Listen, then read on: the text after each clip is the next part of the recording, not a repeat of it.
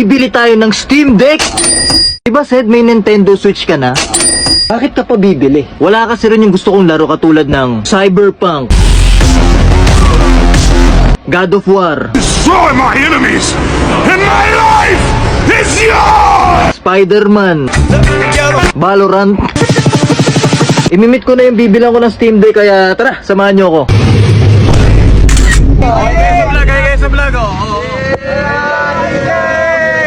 Guys, kasama ko nga pala yung kaibigan ko, guys. Larry!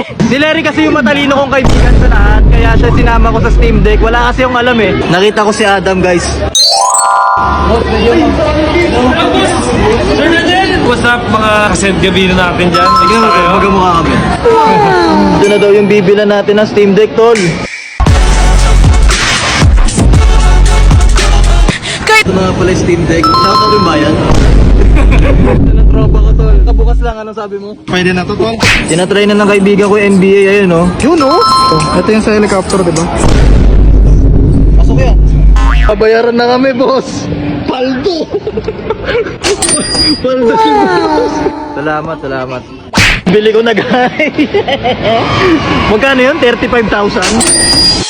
Nauwi ko na nga pala yung Steam Deck ko sa mga nagsasabi na wala naman ako nararating o naaabot sa ginagawa ko. O ito, nabibili ko luho.